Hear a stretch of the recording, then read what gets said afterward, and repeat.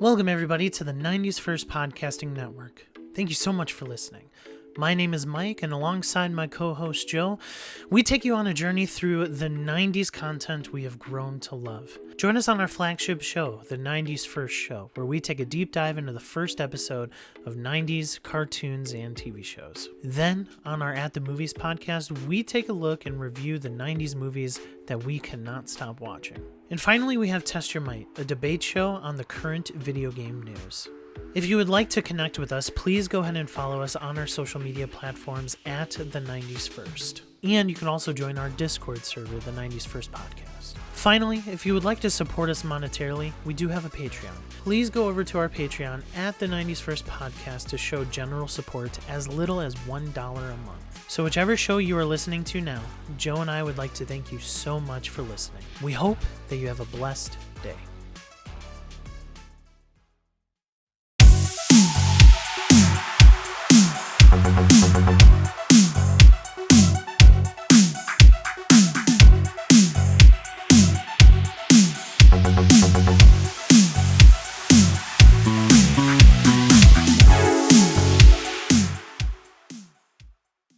Three, sure. 2, 1. It's gotta be steady. Go. Oh my god. How are we gonna start this way? We said it. Look, we said it. We did it. It's it's there. It's in there. Hey everybody. Test your might. I think I'm leaving. Episode 17. Hey everybody, this is Mike from the Nice First Podcasting Network. Hey, this is Test Your Might, and I am very excited to be joined by Cicero as always. Cicero, how you doing this evening? I'm ready to test my might. We're rolling with it. Yeah, I'm glad. And returning for the first time in a while, Sean, how you been, man? Hi, I'm good. I'm ready to test Cicero's might. Mine's not in question. No. Oh wow! Yeah. Look at that crack coming in. I mean, he's ready for He's it. throwing that at the beginning, and we know when we get to Test Your Might, it's just going to be all agreeing and roses and Namaste. Namaste. If I scare him now, we won't have to get to that point. That is true. All right, well, gentlemen, welcome everybody, ladies and gentlemen, to the podcasting. I don't even know how to do this. Jelly usually hosts, so we miss you. Yeah. Shout out. Pour one out for Jelly. Yes. Yeah. He's not dead, No, he's not here. Good. He's good. He's just not here. But I was hoping that Jelly would be here, Mike. Oh, really? Why? So that the both of you could comment on my new headphones. I was gonna bring that up because if you're listening and you need a pair of headphones and you're in the Chicagoland area, like I know where to send you, and he could lend you a pair because he's got about like 8 of them in his grasp, in his arm span right now. So. How are you know those what? new ones? Unfortunately, that's not an exaggeration. How are those? Those new ones? We could see your glorious dome just a little bit. Yes, yeah. You know what I'm saying? I got to get another cut. It's already been a couple of weeks, so it's a little 5 o'clock, a little high, but anyway, I'm still looking fresh.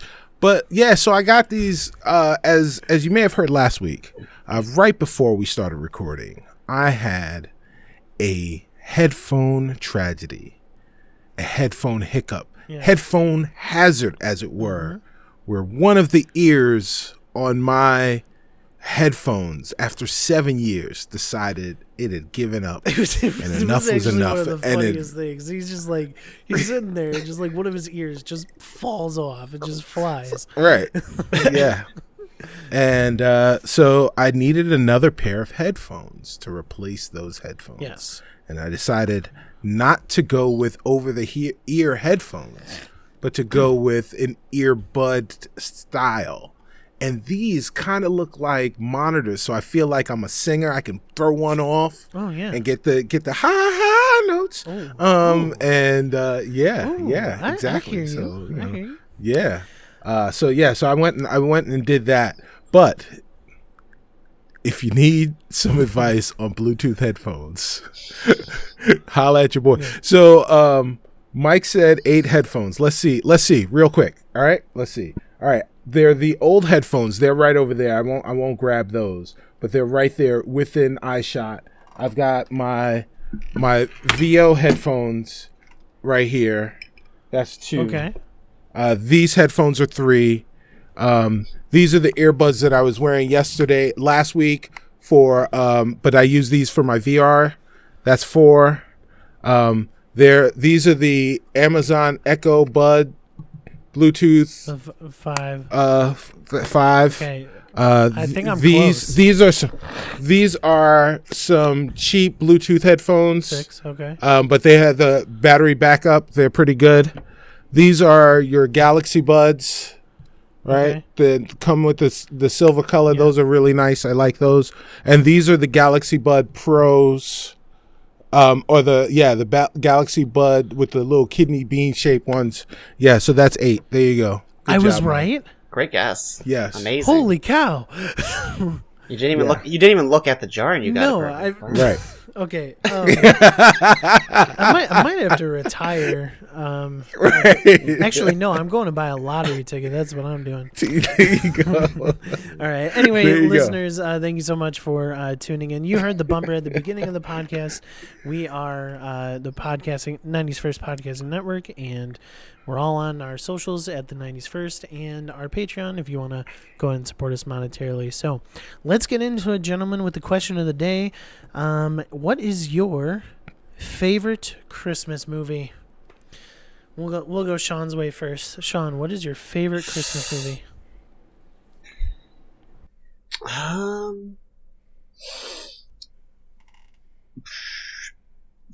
The 2 that are coming to mind are horror movies. One's horror-ish. It's like Gremlins or Black Christmas.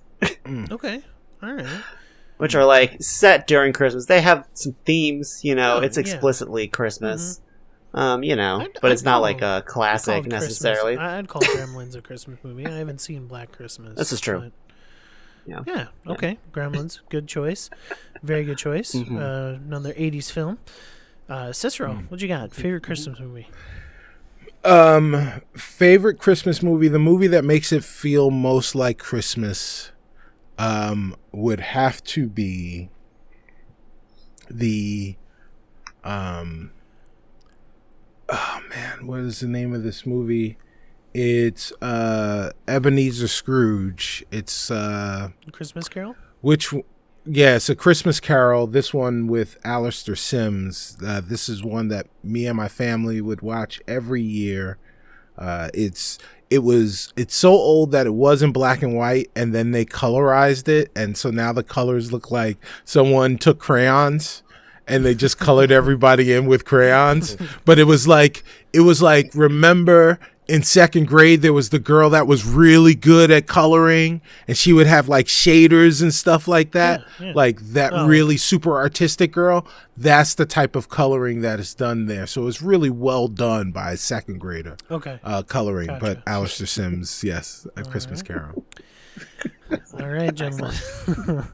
Mine is Home Alone, but upon rewatching Santa Claus is climbing up there for me. I really enjoy Tim Allen. Oh yeah, that's the Santa Claus. The Santa Claus. The yes. Santa Claus with the wild mythology. Yes, right. The whole thing. Père Noël. The Santa Claus.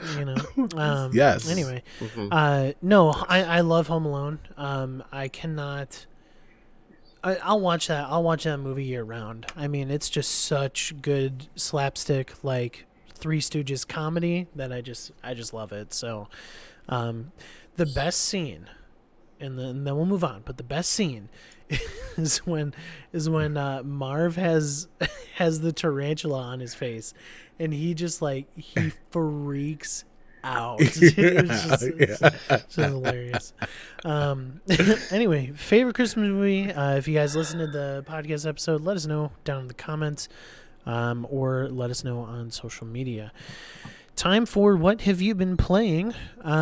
Cicero, I assume, I would assume Elite Dangerous, but I really haven't seen you playing that recently. What you got, bro? No. Well, I am in the future, but not in the distant future. I am in the more recent future in 2077. That land that is called Night City. I've been playing some Cyberpunk 2077. There was a conundrum for a little while about which version I would purchase. PC won out. Good choice. We'll get to that. I am glad that I did. Yes. Is that all you've been playing? No, actually, it's double XP weekend on Call of Duty Black Ops Cold War. I feel like that's every weekend. The title again. Yeah, man. Yo, that game. Yo, it just keeps calling me. I don't know how to quit it, man. It is. It is. I feel that call, man. I answer that call all the time. Yes, you're welcome, Sean. You're welcome. Speaking of Sean, what have you been playing? Our mutual friend Brian got me into playing Grand Blue Fantasy this week. It's like a turn-based strategy gotcha game thing. His whole house is in it. They wanted someone on their crew. I was like, all right, I could try this out. I've heard some of the stories are good for like when you get new characters, and I've been pleasantly surprised by that. Is that a mobile game? Because you said a gotcha game. It is. It's a mobile game. Yeah, it's a mobile game. Browser too, technically. You have to. You either have to have a good, do it on Chrome with a good translate, or figure out how to navigate Japanese pages to set up the account. But once you get in the game, it's like all English translated, so it's fine for that. Okay. Yeah, but some pretty good stories. But, like, what would you relate it to? You said it's turn based, so like, yeah, it's like a traditional there's a lot of JRPG like battle type things. Okay. It's kind of like you visual novel your way until like a fight happens, and then you're doing that. You can have a couple different you can have like a lot of different like squads of people because there's so many different people like that you can unlock that you kind of just make crews of 4. Yeah. And just try to slap their abilities together. Gotcha. It's like not super specific yet, but I can see from a couple of people I've gotten that like when you get more people, it looks like it can be pretty tactically satisfying. But okay, we'll see. I'll see. Hopefully, maybe. Cool. Yeah. I haven't been playing Apex when I get a chance. I've been just really busy with a new house, so actually looking into Flex. Wow. I'm sorry. Flexing. I've been busy with a new house. You know, sorry, I don't have time for games. The rest of you little kids out there playing the games. I didn't ask for this. I'm out there, doing grown man things. It's my second basement. Gosh. In my spare time, I've actually been reading Ready Player 2. So been kind of focused on that, and just been playing Apex when I have the chance. It's just like a quick, just jump in and out, and fits my schedule right now. So I haven't really been diving into a lot of different stuff, but looking to get into more board gaming recently. A good buddy of mine got me Betrayal House on the Hill, so it's that bald dude to my right, if you're watching the video version. He's kind of cool. And Cicero, and just for your trivia knowledge, the long-haired guy to my left is the person who introduced me to Betrayal. He's the first person to show me. Nice. It comes full circle. I love it. Yep. I love it. Oh, we should. You know what would be cool? Oh, it would take forever. But the coolest thing would be, since we all have copies of the game, we can play virtually. It would take forever. Wouldn't it just be but that would be amazing. Do they have a good version of it in Tabletop Simulator? I'm sure they do. Maybe. I'm sure they do. Okay.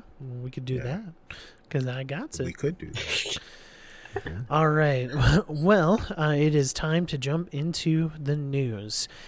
And gentlemen, just to keep it a little bit concise, I've got two topics here for today, and because I think there's going to be a lot to discuss about our first topic, and it's every video game news media outlet has been talking about Cyberpunk, and I wouldn't even say the word somewhat. I would say rocky, crazy launch.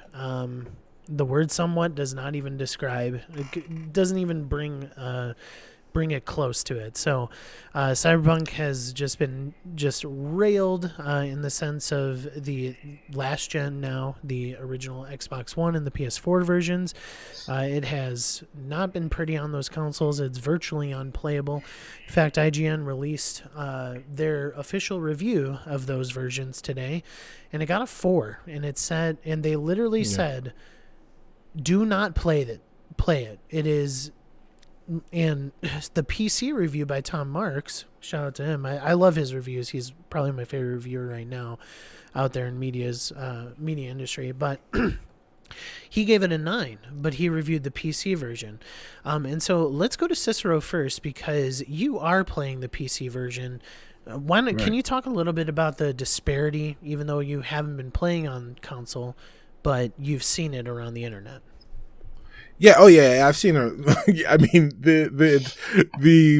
there are times where on the console version, on the legacy console version, or the only console version, where it is comically bad. You know, like it's just splotches of colors. It doesn't even look like an N64 game. It looks like an N64 game before stuff loads. Like it's really, really bad. But you know, and then there are times when it's not as bad as that. And if you're playing on the 0.5 versions of, or the 1.5 versions of those consoles, of the legacy consoles, so the PS4 Pro or the Xbox One X, then you'll have a better experience, but by no means is it optimal. You know, right now it's in a rough state. A thing to be acknowledged right now, and this is going to sound apocryphal, but a thing to be acknowledged right now is if you're a console gamer primarily, you should be playing this game, Cyberpunk. Play it on Stadia. You know, I'm not even joking. I have seen it around the Twitters, and people are saying that it is the best version next to the PC version so far, which is pretty wild. Pretty wild. Play it on Stadia. No loading. To that end, I know I talked about I tried out Luna really quickly a couple of weeks ago, and went to the Ubisoft stuff, and I wasn't really that enthralled. Well, today Ubisoft announced that Ubisoft Plus is going to be available for Stadia. Now I have a reason to keep Stadia. Yeah. Because I've got Ubisoft Plus, and I can play those games. I don't have to download them. I don't have to do anything, and I can just play them right there on my on any screen. Yeah, it's awesome. So like if you're a console gamer, see if you can get your money back, and if you can get your money back, play it on Stadia. Sean, why don't we go to you? I know that you've been, just sort of an activist about this game, in the sense of like some of the ways that they portray some of the characters and just some of the social aspects of Cyberpunk.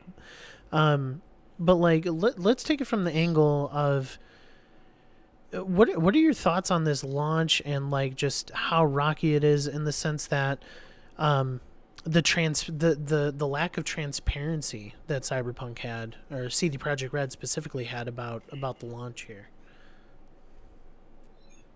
I mean, I don't expect game companies, especially major ones, to be transparent about anything, especially regarding a launch. And I think the things that did leak through could have shown us that this was going to be the case. They were on they've been on like months of crunch, plenty of delays. Some other things I'm certainly forgetting. Well, they already came out. Sorry, Sean. They already came out and said that the issues that when they delayed it again into December, one of the things that they said was the issues that they were having were not with the next gen version or the PC version, but it was, optimizing it for the legacy consoles. And we all kind of scratched our heads at that and just didn't really know what that meant, but just said, okay, well, that's weird, but who cares? Everyone's going to be playing the new consoles anyway, eventually. So it's not that big of a deal. Right. And here we are on a week removed, not even a week removed from launch. And that is the story. That they weren't necessarily hiding the truth, but they weren't forthright about how much of a challenge it was. Yeah, I mean, why would they be? I mean, that would only hurt them. And like by keeping it the way it is, like, it just why would they? Yeah, I don't know if it's necessarily true that they weren't, hiding it on purpose, to be frank about it, because I mean, they only gave reviewers PC copies. Yeah. They even allowed only their pre-rendered footage to be put in video review versions of IGN's, GameSpot's, right. Until the embargo date. Yeah. So I mean, I don't know, guys. Let's comment on this. Like, I look at games like GTA 5 is a good example. Red Dead Redemption 2. These games that look phenomenal. That, yes, they don't run to their optimal performance on the base consoles, but they're not this bad. They aren't this bad in any stretch of the imagination. Do you guys think we'll go Sean's way first. Do you guys think it would have been better if they started from the ground and then gone up to the PC version? Started at the legacy consoles, the original ones, and then, not necessarily up-resed it, but brought the dev to the PC. Ooh, I mean, sorry. I guess starting my side is smart in that I don't really know a lot of technical stuff, but from what I have heard and do know from that is that up-resing is like the thing that happens, and people are often unhappy about that. So, I mean, I feel, people are unhappy about it, but you look at a game like Assassin's Creed Valhalla that is up-resed on the new consoles, but they don't have any issues like this on the base, Xbox One, really. That's just my initial thought. Cicero, you got anything? Yeah. Well, I think it would be foolish for them to have thought about the legacy consoles and built the game to be optimized on the legacy consoles and then to do some up-resing or something. This game is super ambitious. And the game is built for the future. It's not built for today. Yeah.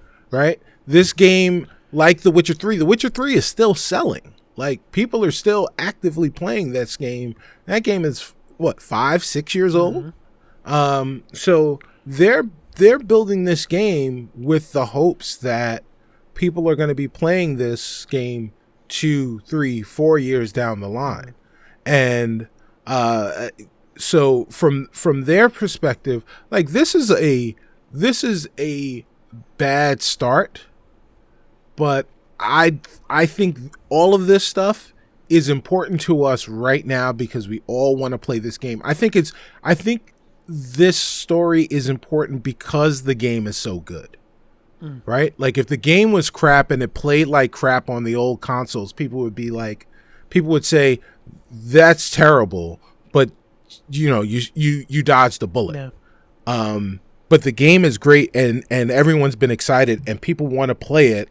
And they want their friends to be able to play it. if they don't have one of the premium consoles or a PC or something like that where they can play it without any of these issues. Yeah. And that's where the story is. But I think 6 months down the line and CD Projekt Red came out today and had a big mea culpa, and they're really sorry, and they're going to send out patches, and they said that the patches are coming, one patch is coming in January, another patch is coming in February. So basically they got written up, right? And then they had to do an action plan for their incident report, and they released that publicly to people, and that's fine and that's great. But I think in 6 months we'll talk about like, hey, remember when that game was like completely broken for the Xbox One and PS4? And you're like, yeah, kinda. It's just like Master Chief Collection was broken when that launched. GTA Online for GTA 5 had to get pushed back another month, and it was basically broken when that started. There are lots of games. One of my favorite games, Rainbow Six Siege, was effectively broken, just like any Ubisoft online property, was effectively broken for the first 2 months that game was out. And these are games that I'm talking about now that are constantly among the the top 10, 15, 20 games that are played online every month since their release. So this game will be fine in the long term. In the short term, they got some splaining to do. Sean, you got anything else? Having thought about it, I think they had to go as high as they could, because the part that they're focusing on in the cyberpunk genre, as most things in this genre do, is the cyber part. Right. So they're going for the Flash. They had to go for as high as they could, right, for what they wanted to accomplish. Right. Yeah, I mean, I certainly agree with that. I think it's a travesty that when I wouldn't say the majority. I think majority is playing on PC, but when you have a very high number of people who did not do that 1.5 upgrade that you mentioned, Cicero, to the PS4 Pro, to the Xbox One X, who are trying to play Cyberpunk on their base console, and it's virtually unplayable. Absolutely. I think that is an issue.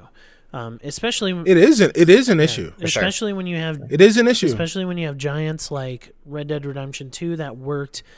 I mean, probably not flawlessly. I didn't play Red Dead Redemption 2 on a base Xbox One, but I'm sure that it played a lot better than what we're seeing here. Oh yeah. Yeah. I mean, at its worst, it's awful. On let's not mince words here. It is awful on a PS4 and an Xbox One at its worst. Yeah. At its best, it's okay. But even I've got a 2080 Super with 32 gigs of RAM on an i9 Intel drive, CPU.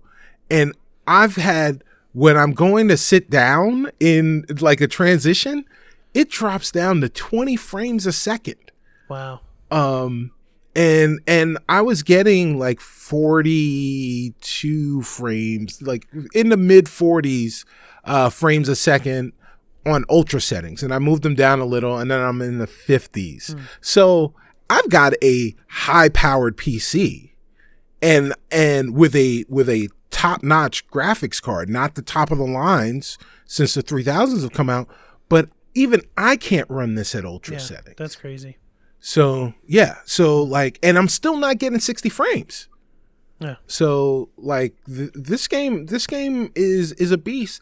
And I'll say again, man, if you're a console player, if you're someone who did not upgrade to the 1.5s and you're desperate to play this game right now, pay $60 for Stadia. And it's just buy the game on Stadia. If you buy the game on Stadia, Google will send you the little thing, the dongle for your TV, so you could play the stupid game on your TV but then you got to get the controller. Yeah. But you can still play it on your computer, or you can play it on a browser or something like that with an Xbox controller. Yeah.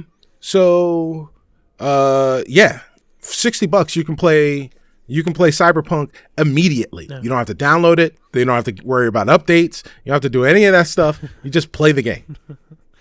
I hear you. All you Xbox One and PS4 people, go buy it again on Stadia. All right, next up on our story, we didn't get to hit this in our failed recording last week. Sorry about that. But Halo Infinite will be released in the fall of 2021.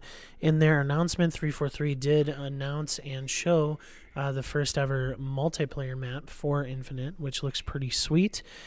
And in the light of this Cyberpunk news, as well as the delay for Halo, I wanted to quote Paris, Vicious696, who's a avid Cyberpunk fan, on Twitter. Cicero, have you met Paris? I don't even know. Have you? Paris and I are very good friends. Cool. All right, so shout out to him. Holla at your boy. Test your might. He tweeted today, and I follow him. Excuse me, and he had a really, really good point. And so this is how I want to talk in light of Halo Infinite's delay.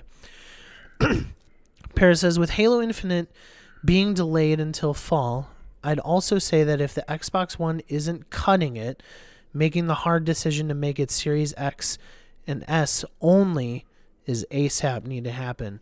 Give the community plenty of time to know if they need to upgrade their hardware to next gen. Transparency is king. Sean, your first thoughts on that, as well as in the light of, the issues with Cyberpunk and how Halo is going to handle their fall release. Yeah, I agree that that would be the correct thing to do, and maybe even the smart thing to do. I just let people know what, one, it'll let consumers know what side of the line they need to be on, and two, it'll save the developers time from trying to develop for something that's just not going to work out. And yeah, that's about the bones of it for me. Cicero, do you think this would be a bad move, considering Microsoft has touted that this game is going to work across generations and stuff like that? Well, I do think that it is important, just from the standpoint of what Phil had talked about previously, that your library stays with you, and that you're able to play these games. And again, I think it's important. I think it is even more important for Microsoft to make this game work for the legacy consoles than it is even in the case of Cyberpunk, because this game is based on Game Pass, and yes, obviously you want people to move to your new hardware, but your Game Pass subscriptions and your Game Pass subscribers and the ones that you gain as a result of this new title, this flagship title releasing, you want that install base to be as large as it possibly can be, because you're not getting $60. You're getting $15 this month, right? Yeah. And so you need to make sure that you can get as many of those $15 vouchers as you possibly can from as many people. So there will probably by the time this game launches in November of 2021, there will probably be a lot of ways to play this game. Yeah. I think Xbox One, the Xbox Series, xCloud, and then that home dongle, whatever that is, I think that'll probably release around the same time. And you'll be able to just play this game wherever you are, as long as there is an HDMI port, power, and Wi-Fi. Yeah. I hear you. I think I think Paris hits the nail on the head, though. I don't think Halo can afford a blow again. So like if it goes on to the Xbox One and it's just not cutting it with the the ambition that they want to add to it, and the performance is bad. Halo as a series is on a thin is on a thin line right now, and I'm really hoping Infinite knocks it out of the park, man. I can't have Halo just disappear. Yeah, the Q rating for Halo is pretty low, and it's kind of weird though, because like Halo 5, the Halo 5 campaign was bad, but Halo 5 multiplayer was good. Oh, the multiplayer is so good in Halo 5. I mean, right. And Master Chief Collection the launch was terrible, but that game is fantastic. Oh yeah. Like it works now.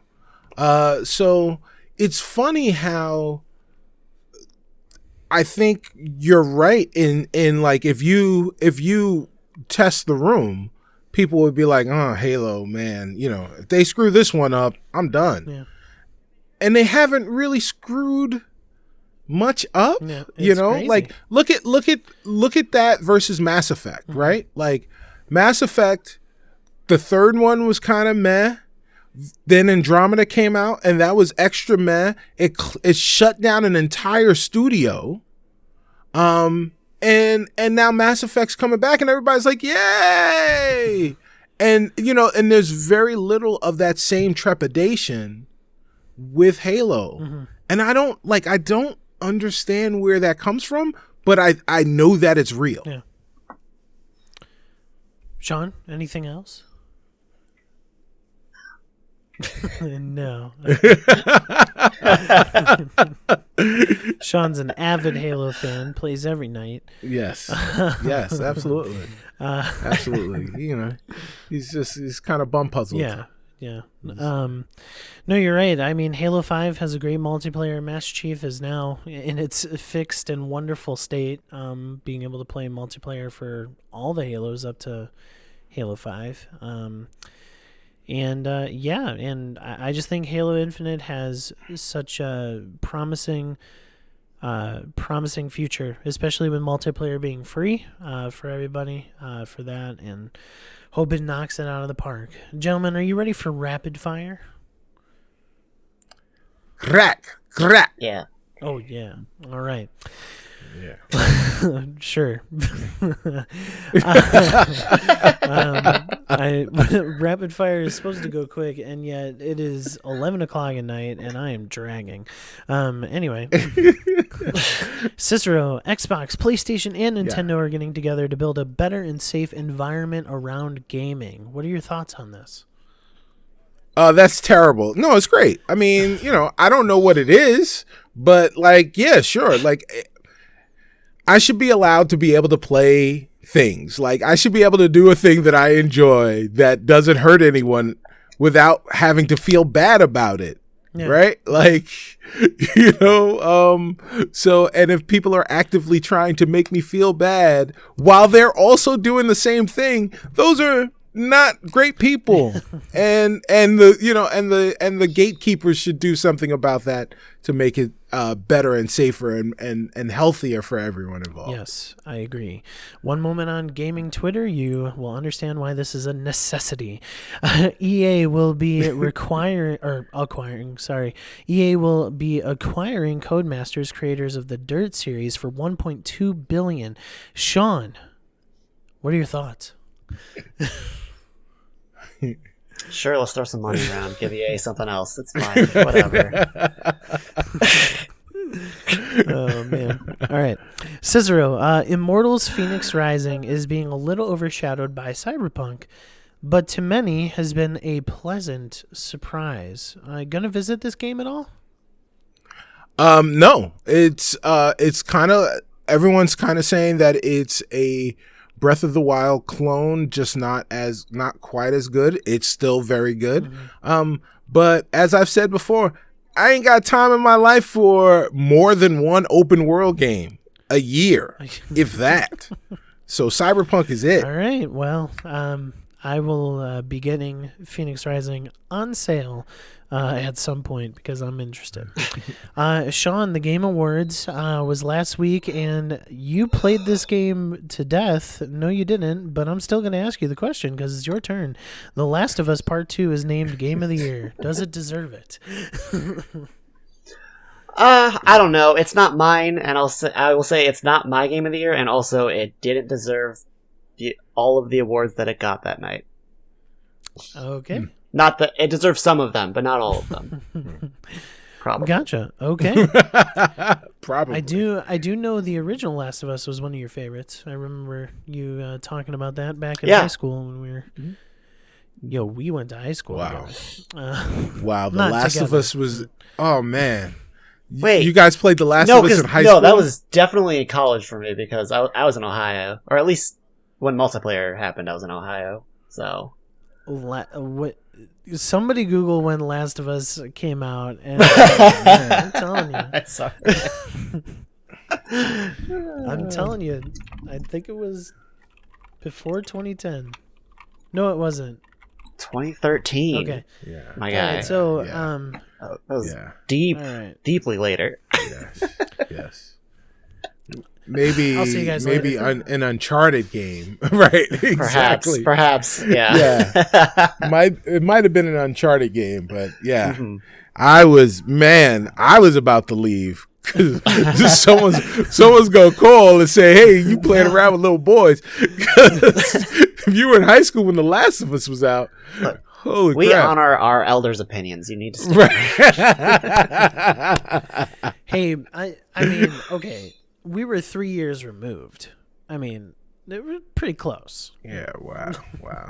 We were a lot closer to high school then when we are to now. So there you go. Well, yeah. So was I. No, you weren't. I was closer to high school then than I am In now. 2013, 7? you were 7 years away from high school in 2013. Oh, No, I was 7 years closer to high school than I was that I am in 2020. Okay. Okay. Okay. Yeah, You yeah. don't understand. You don't Move on. understand what I meant. I understand what This you. is quick. Yes. Rapid. Yeah. Let's we go. Were done with Come on. rapid fire. Now we're just. Oh, okay. Now we're just This is the bickering. basking. was- The basking That was hour. the rapidest of all the rapidest fires that we have. All right. Gentlemen, are you ready for Test Your Might? Oh. All right, cool. This is a segment where when Sean and Cicero are on, they just agree. So, There you go. so we're in for a doozy. We're going 5 rounds with no knockouts. All right. Gentlemen, your first debate topic. Xbox finally announced the initiatives, their new, they say quadruple A, quote unquote, project studio. They have released the first trailer for Perfect Dark. It was a rumor that they would be doing that, and it is now finally confirmed. So I ask you, and who has the better argument here as why this franchise should be revived? What other dormant Xbox franchise needs new life breathed into it, and why? Sean, I see you Googling Xbox franchises right now, so we're going your way first. You are muted. I wasn't doing that. I was referring to. I was trying to find an open tab of when I did that earlier. Right. And when I was going through it, I couldn't remember what hasn't been revitalized recently. I don't even know what the gap is. But one thing I'm 60% certain on hasn't been that was a great time and is filling a niche that Xbox doesn't really have right now is Fusion Frenzy. We need more local multiplayer party game stuff happening. Yeah. Microsoft owned. And, Obviously. you know. Okay. Lots of colors. People like that. That's why they're playing 2077, right? All the There you colors. go. There you go. That's it. All right. He said it. Sean says Fusion Frenzy. He said, Cicero. yeah, your thoughts? Mike's jaw is agape. So yes, Is it my turn? It is your turn. Okay. What other franchise needs to be revitalized? Well, the first thing I'm going to say is that Sean suggested local co-op games during a pandemic. Look, there are ways to do it. I guess I was thinking from the PC perspective, but yeah. Mm-hmm. Yeah, but like, I mean, those things, they screen, split screen, it works still. If if it was multiplayer. It's multiplayer co-op online, then yeah, sure. Yeah. But, for sure, yeah. But he didn't say that. So that's one strike against him. Gloves are off, baby. So I finally brought questions where you guys aren't agreeing. It's great. What Microsoft needs, what Xbox needs, is a game that will allow people to come together. So in that respect, Sean is correct. What they need is a game that will allow people to play in very chaotic but organized, frenetic, frenzied ways. And they can fuse together many different styles in this frenzied action.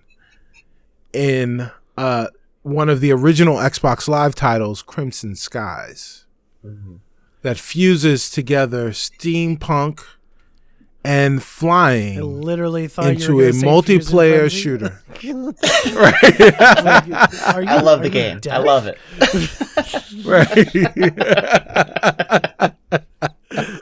All right, Crimson Skies. That Crimson apparently Skies. fuses a lot of frenzies together. Yes. Sean, why is Fuse and Frenzy a better choice than Crimson Skies? Because we just got a plane game this year. We don't need another one. What? And I mean, basically, his whole thing was talking word for word, like title for title, my thing. So I mean, I think he committed too hard to the bit to actually perform an argument for why Crimson Sky was there. Yeah. All right. Or maybe I committed to the bit just hard enough.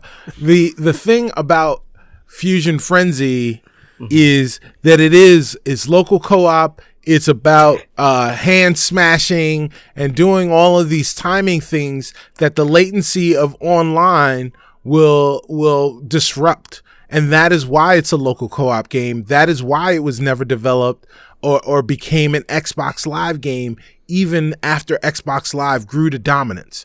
But Crimson Skies was released right around Xbox Live. And what you need, if they're going to revitalize a series, what you need to do is revitalize something that will get people playing together in communities. That's what we need right now. We need communities. We need people coming back together, finding and discovering each other by shooting them out of the sky in these crazy steampunk ships yet again. It's something different. Something different is something old. Crimson Skies. You heard it here first. Sean, final words. I'm just wondering what kind of community is currently being developed in Star Wars. Is it Rogue Squadron, the new one that I was earlier referencing? Yes. I feel like it maybe not. I feel like it's an old thing that is planes shooting each other in squads. Mm-hmm. And if I had my guess, it would be it's not being as community friendly as you are pitching Crimson Skies will be. But maybe yours will do better. It will, because it's not attached to Star Wars. And so you've got the big shiny thing. Star Wars is the Call of Duty of Star Wars, right? So, yes, I said that. Oh man! And it's usually things that I say that make me want to hang the headphones. but I can see Crimson Skies is the Star Wars of Crimson Skies. Right, sounds good. And there we go. All right. Great. Sure. You're both wrong. It is Banjo-Kazooie that should be revitalized. Already did it. 30 for 30. Do it. the that 30 the rare replay. Mm-hmm. There we go. This is It's not there. You can play. ESPN documentaries. Right. Although Rare Replay has a lot of great historical stuff in there. It's almost like a documentary that you get to play. Yeah, but it's not a new Banjo-Kazooie. Game Pass. Anyway, I win. Next subject, guys. Sean's favorite rapid-fire question is turned into a debate. EA just purchased Codemasters. Okay, we have already established that. Sean was ecstatic about it.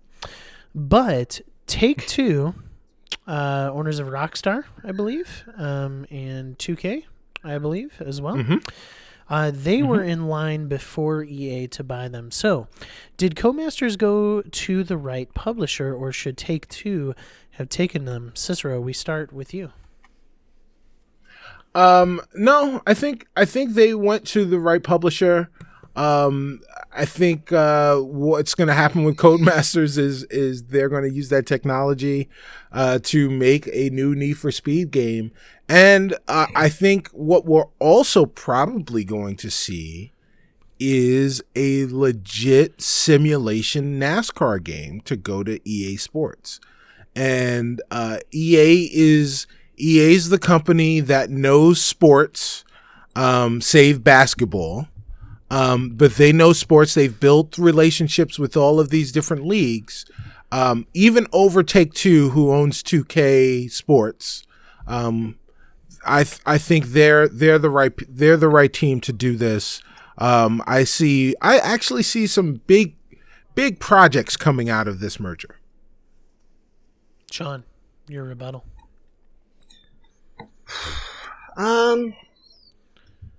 Are there any good buyers? I don't know. I don't follow industry stuff, so I mean, did they need the money? If so, maybe there's good buyers, but if not, we don't need just the conglomeration of things. Like, sure, it could lead to other cooler games being made with existing technology being merged in cool ways, but more often than not, it just turns into something being dug into the ground and becoming bland.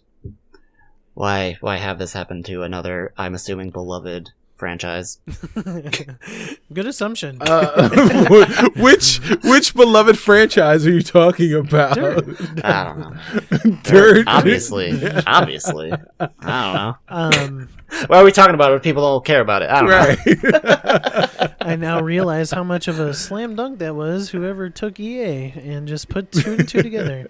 We'll skip on it unless Sean thinks. No. I mean, there are I'm looking over Codemasters. So Dirt, obviously, but Project Cars, which was like the Gran Turismo when they couldn't put Gran Turismo, and Polyphony couldn't put Gran Turismo together. The F1 series, the Grid series.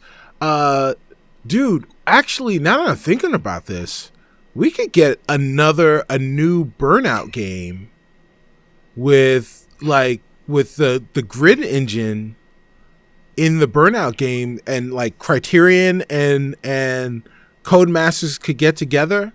Man, there could be something really fun out of this. So I mean, Sean, I understand. There's some rich people that get more rich. They just, they spend. The thing that I saw, it was $1.2 billion. Like, Codemasters is worth $1.2 billion.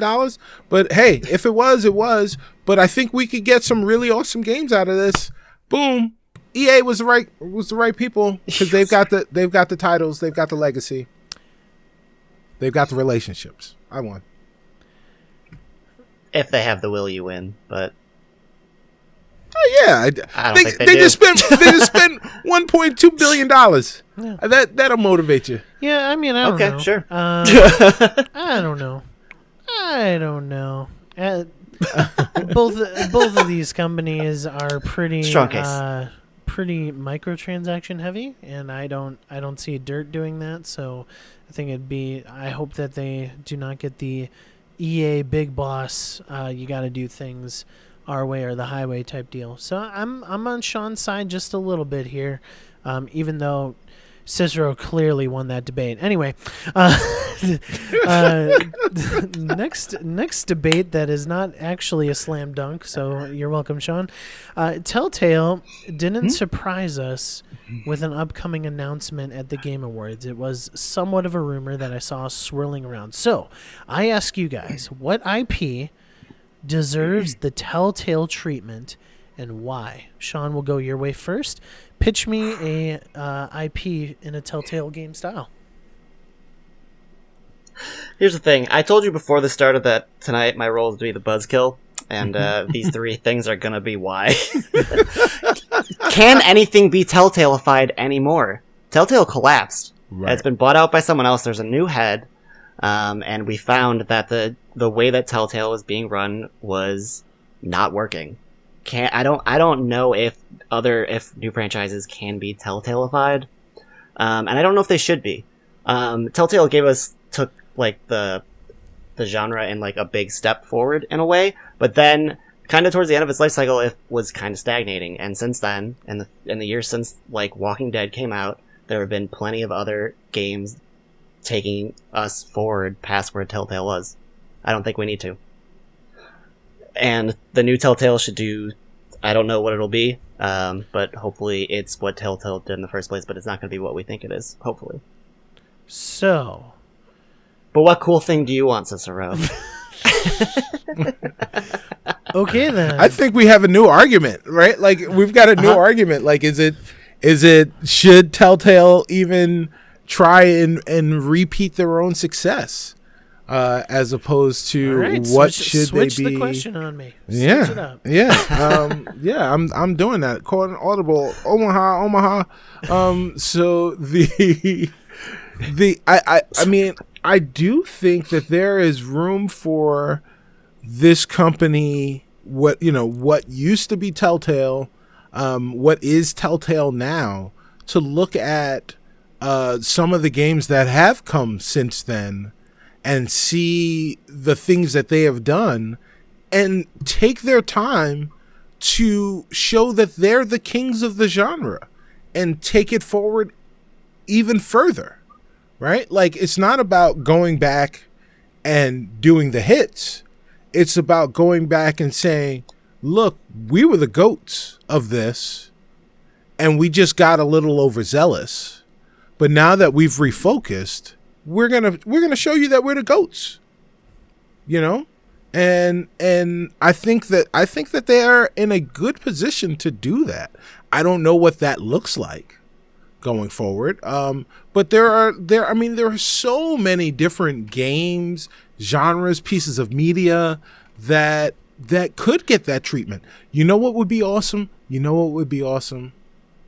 we go. Right, so. If you're an MCU fan, if you watched Endgame, you know that there was a 4-year period or 5-year period between the snap and the Flash, the whatever they called it in Spider-Man, from when people came back. And in that time period, we had Hawkeye become a completely different person. Now, some of that stuff is going to be talked about on his Hawkeye Marvel show, maybe. And then we talking about his daughter and stuff like that. But Black Widow was doing a whole bunch of stuff during that period of time. What if the new Telltale story was this Black Widow story where she's going off and she's doing these different things and you get to build out the canon of what Black Widow was doing between the snap and when we see her in the beginning of Endgame. And everyone's story is marginally different. Well, thanks for touching my heart and doing somewhat of the question. No, you're totally fine, Sean. We are an adaptable podcast who adapts. We're malleable, baby. But Sean, humor me really quick. If you had to choose an IP, what thoughts you got? Well, Glory Days of Telltale. What would you like to see the Glory Day Telltale do?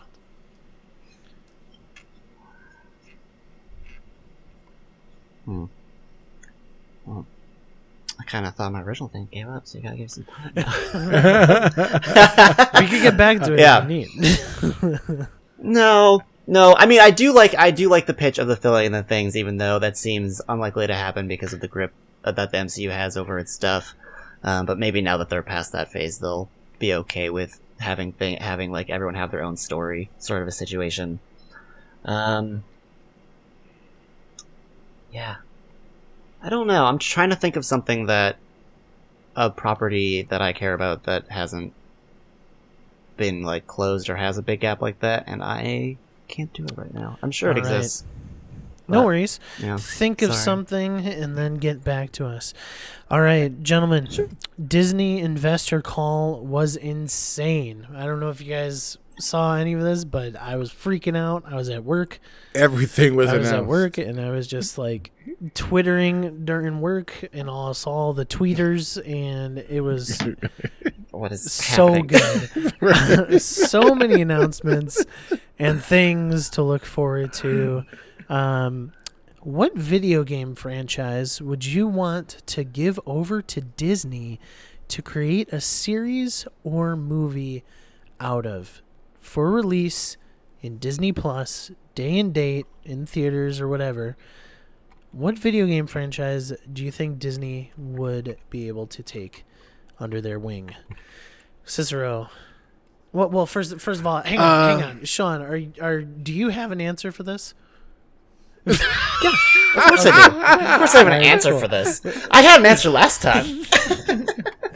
Cicero, give me an answer, please. And why is it already better than Sean's? Right. So, remember Black Widow between Endgame and... When they make that game, they should go and make that a movie again afterward. Makes sense. So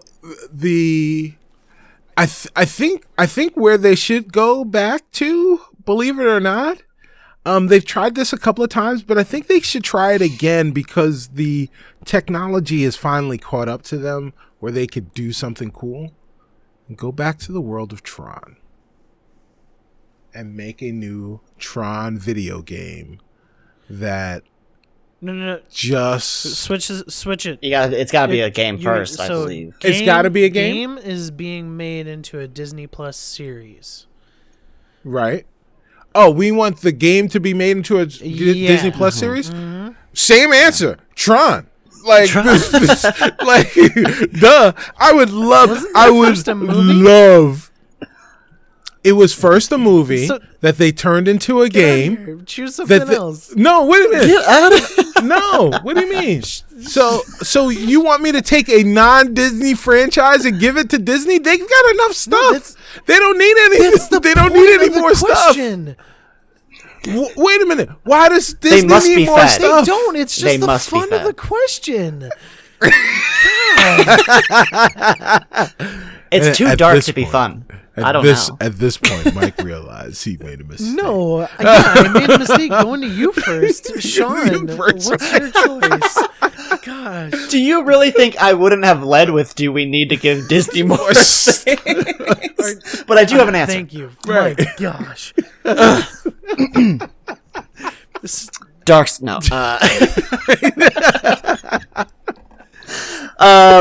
Crusader Kings 3. Or just Crusader Kings franchise. Okay, why?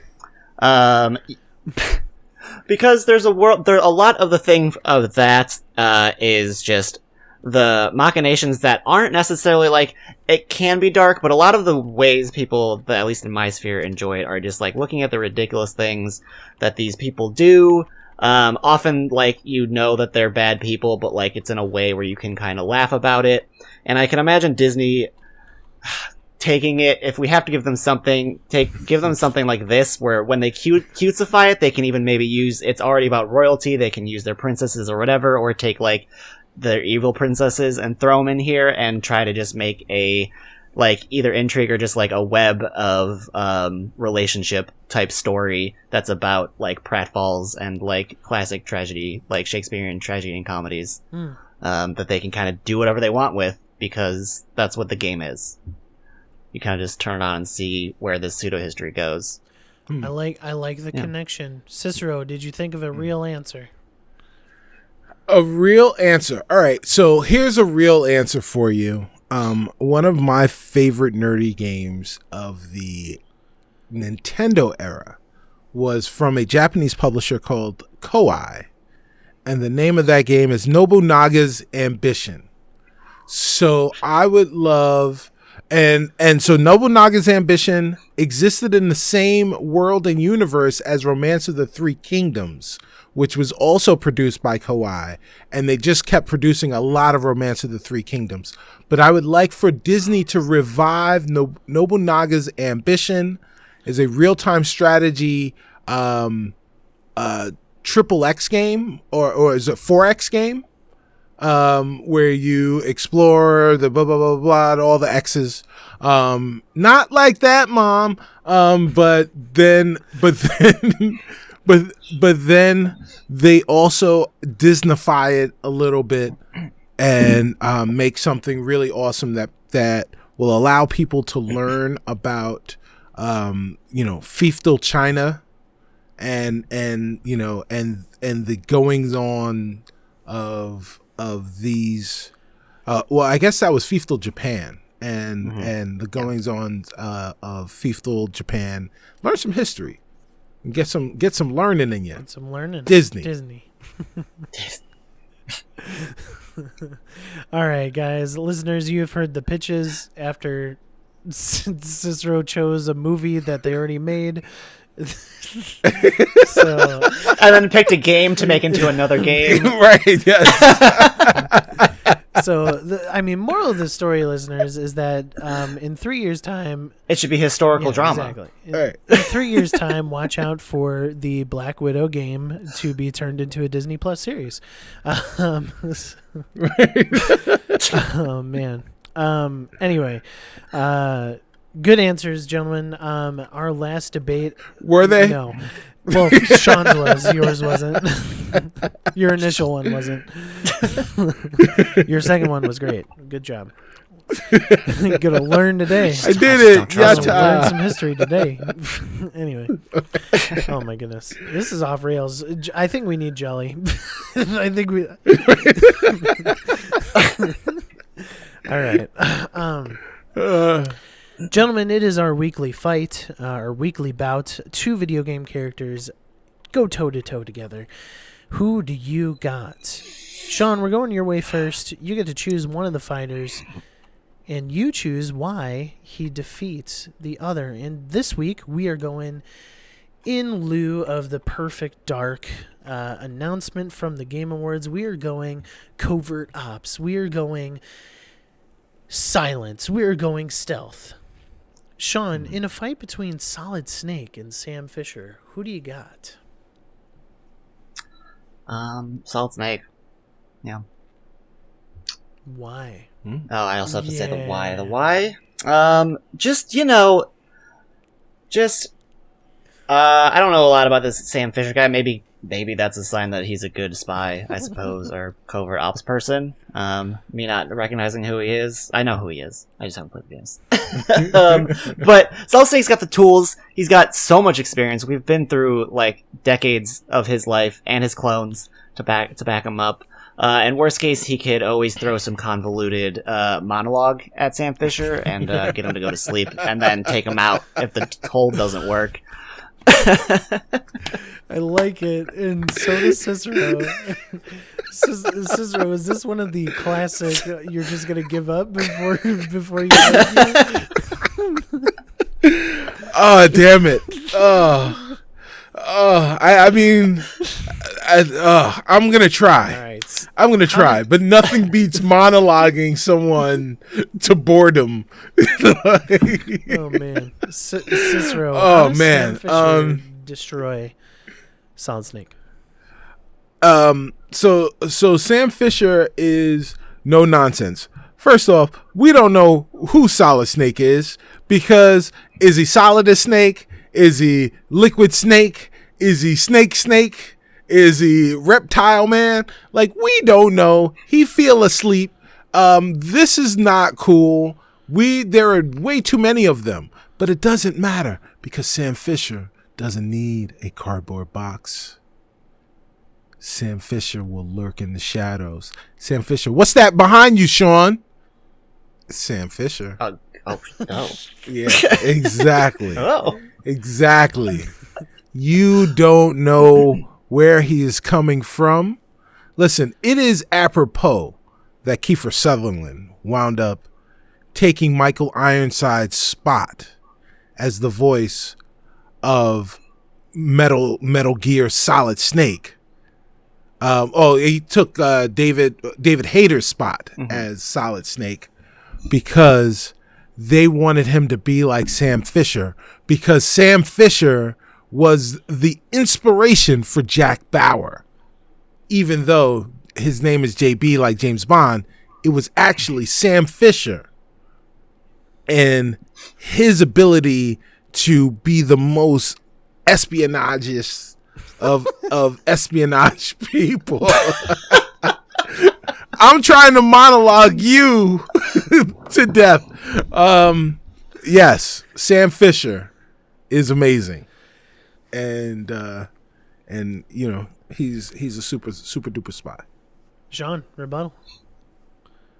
I mean, if we're worried about people behind us, Sam Fisher's probably not rocking this terrible green, but Solid Snake is absolutely rocking, like, blurry whatever color you got behind you in Metal Gear Solid 3, so, I don't know. Box or no box, he's still got camouflage of his own. Right. Well, I got a hell of a lot of boxes back here, so yeah, exactly. Solid Snake could be he could be down here in the basement. Right. He's got all of Amazon at his command. Right. You know? Sam Fisher can't compete with Amazon. No. Exactly. I don't know. Yeah, Sam Fisher doesn't know. He doesn't know from Amazon. He just knows from piping. Although I do have I have a drop ceiling, so Sam Fisher's probably up there. Okay. So yeah, Sam Fisher's actually in Mike's basement. That's his hideout. His hideout's in Mike's basement. So which basement? Yeah, exactly. See, it's the third basement. It's the sub basement's basement. Third basement, listeners. Oh, you don't think you do. So they're meeting up somewhere like Madison-ish? Or? Yeah, right, exactly. They're in Eau Claire. Oh, man. Don't you know? Yeah, so, yeah. What kind of accent was that? What is this? So, yeah, I mean, that's the thing. That's the other thing that's great about Sam Fisher. You know Sam Fisher's an American. Right? And who do you want to win that fight? You want an American to win that fight. Sam Fisher is most certainly an American.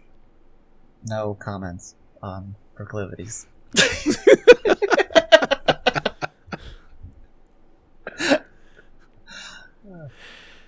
Looks like we just had Rocky IV.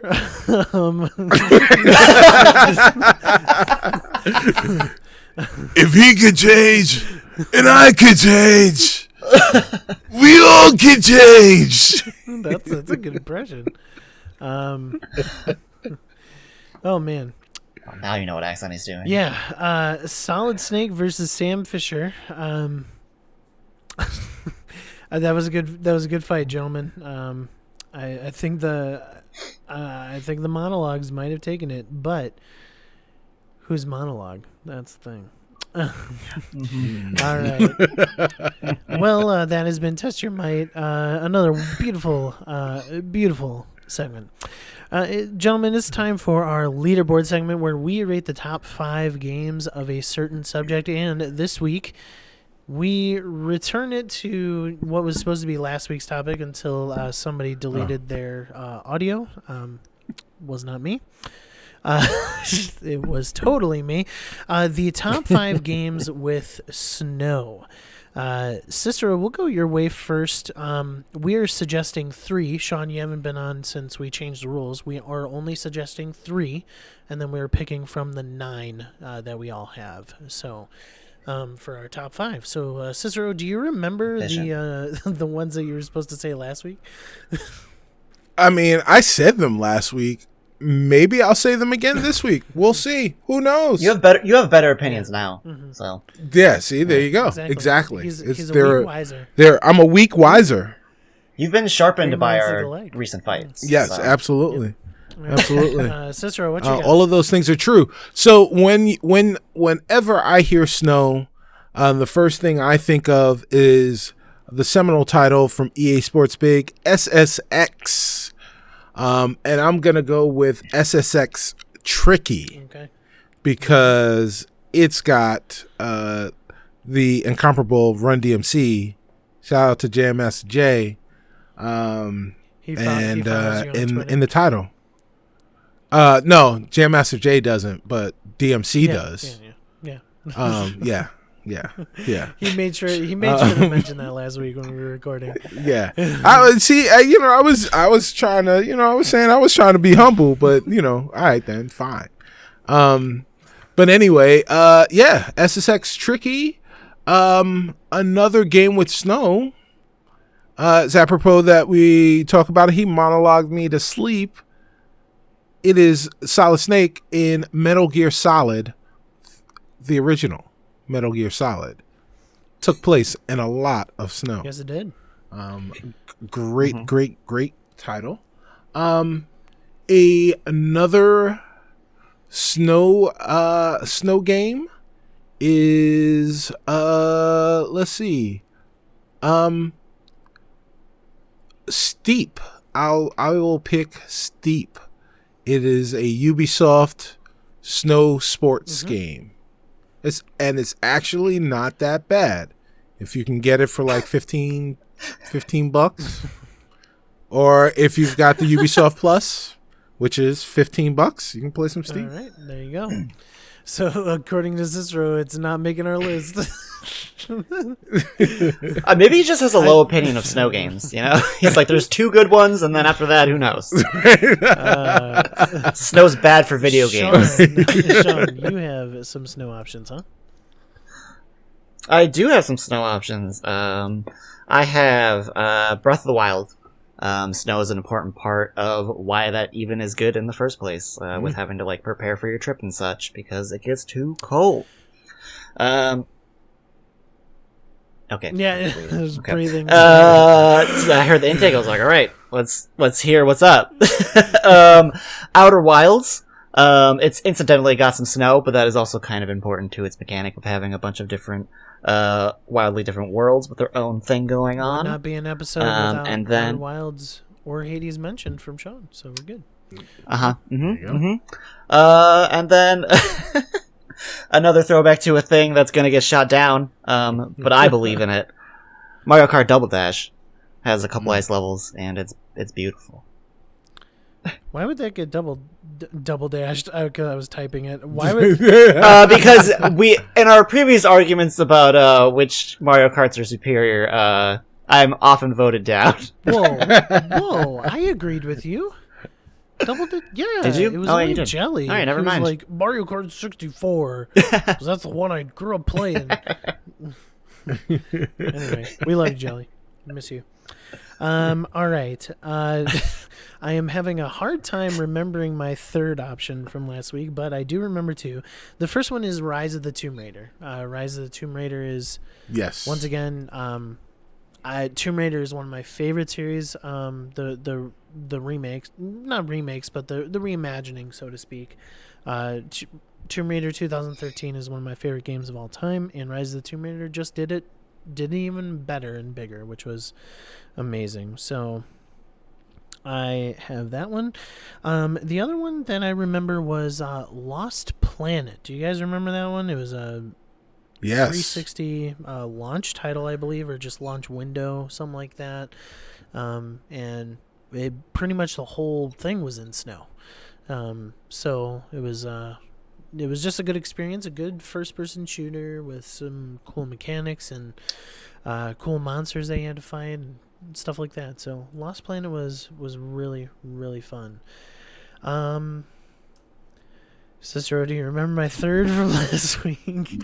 Well, here, I'll remember one for Okay. you, because if you didn't choose this one, then I would have taken out one of mine.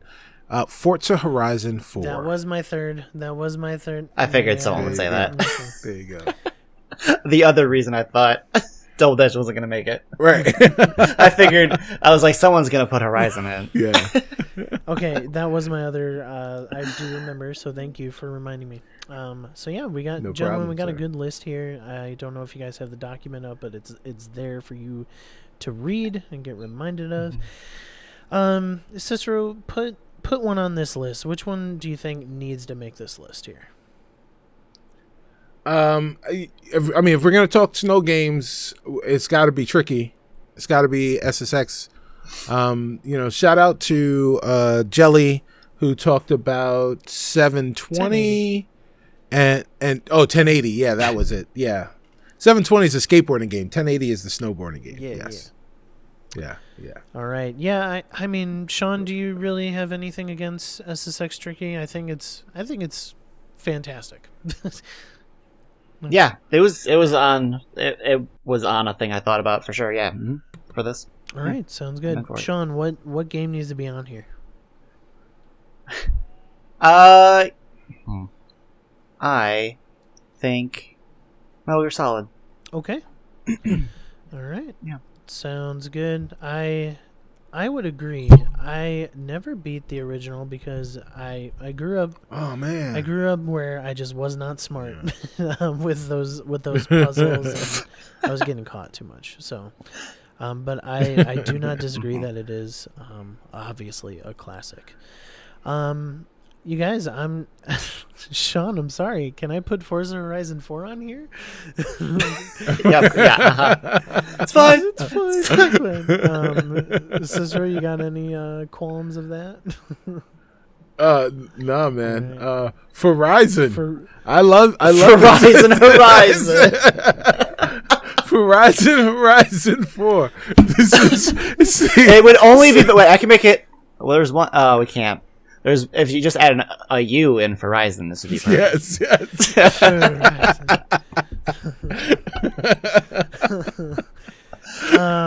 Yeah.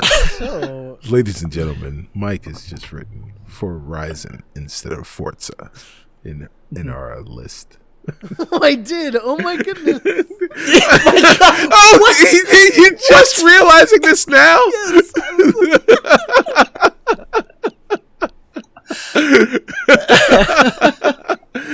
So it says Verizon Horizon 4. It's a whole new series. I need to go to bed. Yeah. Oh my goodness. Nah, man, it's got to stay there now. Just Verizon. Yeah, Verizon. We all know. Yeah, Verizon 4. Cicero, put another one on the list. God, it looks wrong now. It looks incorrect. It now. does look incorrect. I love that game. I love Verizon 4. For Verizon Horizon. Yeah. So I'm really stuck between.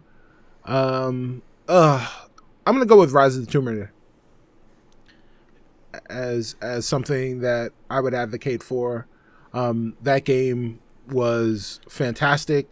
The snow in the game looked incredible. So, and it definitely played a factor in how you played that game. Sean, did you play Rise of the Tomb Raider? Would you disagree? I did not.